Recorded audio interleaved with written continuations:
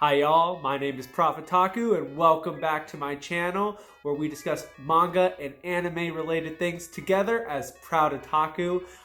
This next video here is a reading log for the month of December. I was really blessed to have a lot of time off of work to be able to read, and I've got quite a variety of things that I've read that I want to share with you guys.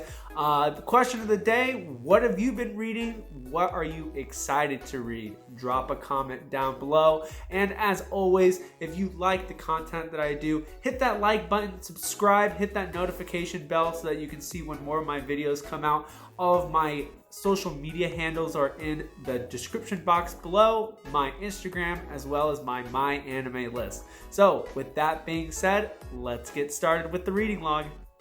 So the first thing that I read this month is actually digital manga. You know, I wasn't sure about digital manga. As you can see from my collection, I'm a very big person of physical manga. I love flipping through the pages. I love the way they look on the shelves. But in this situation, I just needed to finish it. I needed to see what happened. I couldn't wait for 6-8 months to finish out the whole series. So I went ahead and got the Shonen Jump app, and I went ahead and finished Haikyuu all the way up to volume 45. I was pleasantly surprised with how much I loved reading digital manga. The ability to be able to read it vertical and horizontal, to be able to zoom in and see stuff, it's a game changer. I'm sold on it. I think it's a great thing to use when you're traveling, so it's something I will definitely use more of. But anyway, I went ahead and finished Haikyuu.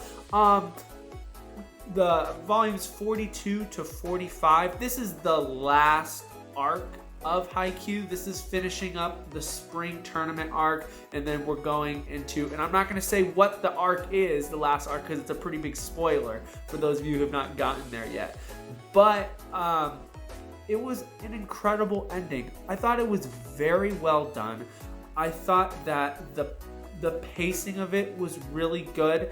It might have been a little rushed at the end because they kind of put a bunch of things just bang, and you wish that because the series is so good, you want more. So then when they go through some of the time skips and everything like that, you're like, oh, I wish we could have seen a little bit more of that.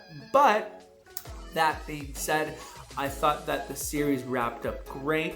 I thought every character got their chance you get to see what's going on with them, and it wraps up exactly how it should be. It takes what you got at the beginning, what Haikyuu was based all about, and they put it in the end. And I think that that's just a great, satisfying way to end the series. If you're into sports, volleyball, I played volleyball in middle school, but I'm not really connected to sports anymore. But man, I was hooked from the beginning. You will not be disappointed, especially now that it's complete.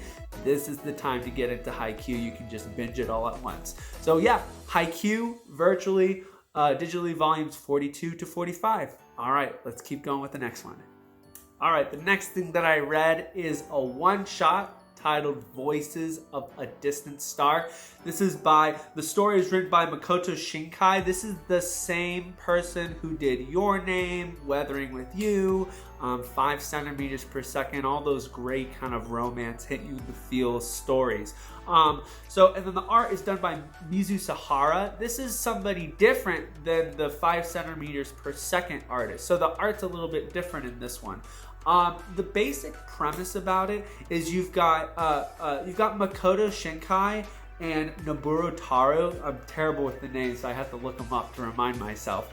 But you got these two, their love interests, and the girl, they connect in middle school and they develop a relationship, and then the girl goes off to fight in the space war against the Tharsians.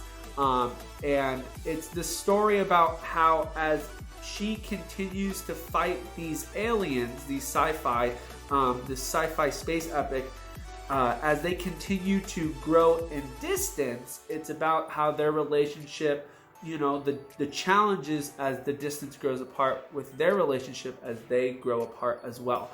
It's a beautiful story, very well done. This is just some of the artwork in it. It's very simplistic, but it's just drawn very well. It's simple, so it's a quick and easy read. What I really enjoyed about it was it just really made you think and reflect on, man, distance really makes things hard, and you really care about them because they're struggling. They want it so bad and they're struggling, and they keep working hard toward it. I thought, for a one-shot, the ending was great. It wrapped everything up. It brought everything back. And yeah, it was really cool. It was very satisfying. I think the only gripe I have about it, and I think this is just for me personally, because I do love the sci-fi stuff. You've got the lore and the world of the Tharsians and the Tracers with the mecha robots and stuff like that. And I just wanted more. I think this would have been a phenomenal multi-volume series. To just explore kind of everything, to develop more of the relationships, add more characters. But for what it is, it's a one-shot.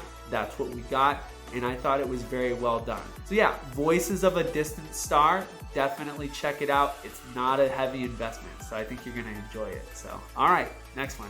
So the next series that I've been reading is a light novel series. My Youth Romantic Comedy is Wrong as I Expected. This is Volume 1, Volume 2, Volume 3, Volume 4, and Volume 5.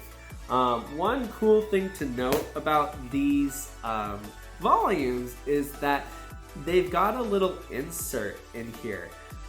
In the book, you can pull it out, and it's got like a poster thing, which is really cool. So in this first volume, it's got all of the different kind of the main cast of characters that you're going to see in the story, which is really cool. I love the artwork for this. I think that the artist does a great job of getting a specific style to what they want, and I think it reflects really well with all the illustrations on the inside of the novel. And it's just a really kind of a cute, I kind of think of it like a Ghibli type of drawing type of style, but it's really cute. Yeah, so I came into this with high expectations because it's like ranked number 17 on my anime list for just everything, manga and light novels. And it was hard for me to get into at first because I think like the one thing that really annoyed me was the main character, Hikigaya, Hachiman Hikigaya. He, because you've got a lot of fourth wall breaking, obviously, because it's a light novel. And it was just a lot of the same banter he was doing, like, life sucks, and everybody is terrible except for me. Sometimes I just got a little bit old. There was a lot of it in the first 2 volumes. And so it threw me off for a loop a little bit. But then, like I said in my collection video, volumes 3, 4, and 5 really kind of picked up the storyline. You see a lot of progression with Yoshino, and my favorite character is this guy right here. He's just, I can't remember his name, so it's an S, but he is funny. I love his banter with the main character guy. And so, yeah, if you want a light novel that gives you a nice episodic about school life, and it's really dialogue based, really similar to Monogatari in that sense. But if you want a nice comedy, school comedy, that will make you laugh with the banter that they have between the characters, this is a good one for you. I mean, basically the premise is you've got these people in a service club, and they do things for other people in the school. And so that's the premise of the story. And so they're just doing a bunch of different things, and that's how it gets that episodic nature. So yeah, 1 to 5, it's picked up. I really enjoyed it, and I'm excited to read the rest of it. So, yep. All right, next up is one of my favorite series of 2020, just something I like to sit down when I need a laugh. This is Comey Can't Communicate, Volumes 6, Volume 7, and Volume 8. This is about a girl named Comey, and she has a communication disorder. She has problems speaking to people in public, and it's about her journey with this guy right here. It's their journey together, trying for her to make 100 friends and get her kind of talking to other people and being more social. These volumes were great. They go into the school trip that they take on, and so it's the chapters. It's not like a one chapter, kind of like a webtoon, a chapter. It's very episodic. This kind of links a lot of chapters together, which is kind of nice. And I love the character development here with Comey. Comey is one of my top 10 favorite characters that I've read or watched about. She's just the way that she really tries hard, and the way that she goes out of her comfort zone a lot of times is really indicative of how we should live our lives and how we should continue to push ourselves in everything that we do. So I really can appreciate that about Comey. I love the artwork. Especially with the way that Comey is, the way that Comey's drawn with the big eyes. It's really funny. And then you've got like the serious panels where it's actually how she looks in real life. So it's a good contrast. You know, you see Comey right there with the funny eyes. So yeah, I really enjoy this read. It's an easy read that you can just sit down, you can put it away and come back to it, and it's okay. A lot of people have gripes with this because they say, oh, it's just the same thing over and over and over again. But, you know, if you take it as each situation is different, then now I think it helps keep it refreshing thinking of it like that. So yeah, Comey Can't Communicate 6 through 8. I've got 9 and 10 on the shelf. I'm excited to read that this month. Alright, so the next volumes of manga I read is Yoshino Zucara. So here's volume 1 and volume 2. Right here. This is by Satsuki Yoshino, and this is the mangaka who wrote Barakamon and Honda-kun. So this is a 3-volume series, and this is up to date. So the third one, we don't know when it's going to get released yet. Apparently it got canceled in the magazine that it was serializing in, so which is just, it's too bad, because I really only have high praises for this series, and I don't hear a lot of people talking about it. I think people don't buy it because the volumes are really expensive. Retail is $15. So, I mean, even when you're buying from Right Stuff, I mean, you're throwing at least $11 out. So it's a heavy investment for a 3-volume series. But anyway, this series is great. It's about a mangaka named Naruku Tono. And he had been writing fantasy manga for his entire 10-year career, and he had his couple series that did okay, got canceled, and then this is basically his story about making it big, writing something out of his comfort zone, which is slice of life, and the explosion that happens because he writes something really, really good, and it's basically his journey through that, and this is his assistant right here. So it's basically about these two. The artwork is, of course, it's Yoshini. So his artwork is fantastic. You've got a lot of great characters, great faces. Everybody's different. Everybody's got a nice personality. I really enjoyed the comedy in this. I thought it was really funny. And I really like the young girl character in here. She's really funny, and you really feel for her as an otaku that really cares about the creators. So yeah, 3-volume series. I wish there was more. I'm excited to get into Yoshino's other works that I have that I showed in my manga collection. So yep. All right, let's keep going. All right, next up is a out of print manga, but it is being re-released right now in a big omnibus format hardcover. This is Helsing. So we got Helsing volume 1, volume 2, volume 3, volume 4, volume 5, volume 6, volume 7, Volume 8, and last but not least, Volume 9. And I'm going to finish Volume 10 today. This series is, it is just out there. I mean, it is a weird seinen series. It's about a vampire named Alucard and a policewoman named Saris, and they are part of a police organization in the United Kingdom called Helsing, and it's run by a woman named Integra, and they basically are in charge of just killing vampires all around the United Kingdom. And then you've got this underground society. I won't say who they are, but they are trying to take over the world. And then you've got the Protestant organization that's also trying to take over the world. So it's just a big conglomerate of fighting with vampires and craziness. I really enjoyed the first 2-3 volumes, but I think the biggest gripe I have with it is the battle sequences. It's just, they go a little bit too fast for me, and it's very predictable, and it's just a little too easy, and it bothered me. And also, I had some. I wish that there was some more development with some of the side characters. I'll flip a page and I'll see somebody. I'll go, who is that? And then they're gone, and I'm like, whoa, what happened? Like, where did they go? Like, who were they?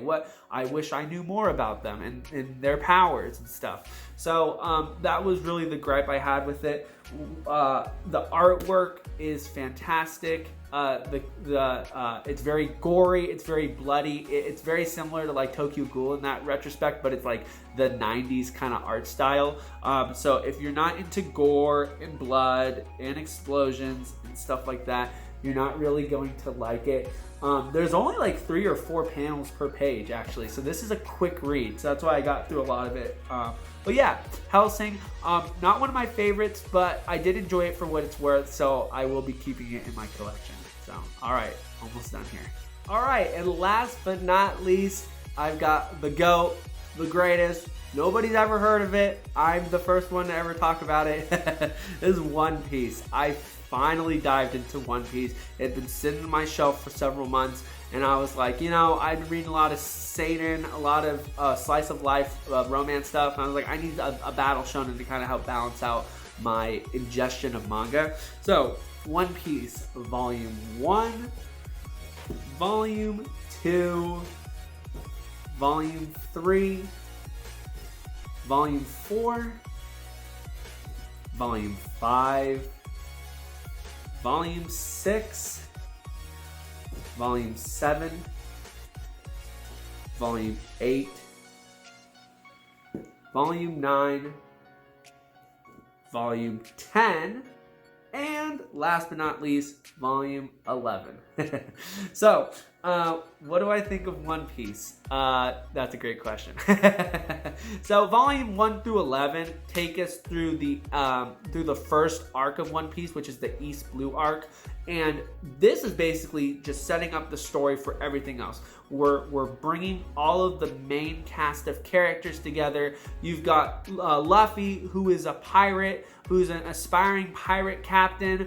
He wants to be just like red-haired Shanks. He wants to sail the Grand Blue and try to find the treasure of One Piece like everybody else. And so he grows up. He decides to go ahead and be a pirate. And so the first 11 volumes, he goes around, he picks up the other members of his crew. What I really like about it are the characters. The characters sell it. That's why there's 95 volumes out, because Oda does an amazing job in investing you in the little battle sequence that you're doing for those 3 volumes, 2.5, 3 volumes, of that enemy character and their backstory, and why they are the way that they are. And then you've got the main cast of characters where the battle sequences, everybody gets their time to shine, and you see the progression of their battling too. So it's not just bang and go on to the next story. I mean, there's some sustenance there with the battles, which I really, really enjoy. You know, if you want to get into One Piece, I highly recommend. I know it's daunting. I just sat on my shelf because I was like, I can't invest in a 95 volume series. But this is one where you can read 3 volumes, put it down, come back in a week, read another 3 volumes, which is a different story, and you're not gonna like lose any sort of the storyline here. So, you know, there's a lot of mini arcs that break up the bigger, 11 volume first East Blue arc. So that's just something to think about. I highly recommend you could read it digitally on the Shonen Jump app, $2 a month, and you get the whole thing. And I think that's just the best way to go ahead and read it, unless you're crazy like me and buy all 3 of the box sets. But yeah, One Piece, you know, I really enjoyed what I read, and I'm excited to read more of it. So, yep, that's One Piece 1 to 11. So if you made it to the end of the video, I appreciate you taking the time to watch it. As you see, I've been able to read a lot this month. My goal, I try to make it a goal of mine to read at 1 to 2 volumes of manga a day, just to kind of pace myself through a lot of the reading that I want to do. So I'm looking to probably do bi-weekly manga reading logs, just because I've got a good sustenance to be able to talk about. This is all for the month of December, so I mean, this is a lot. So I'd like to break this up into kind of 2 videos, so that's what I kind of plan on doing. Like I said at the beginning of the video, if you like what you see, please hit that like button. It really helps me out. Hit the subscribe button. Leave some comments down below. I want to know what you're reading. I love to talk about manga and anime with anybody who wants to hear it. So yeah, thanks for taking the time to watch my video. This has been Prof Otaku, and all for my otaku friends out there. I look forward to seeing you in the next video. Take care now. Bye-bye.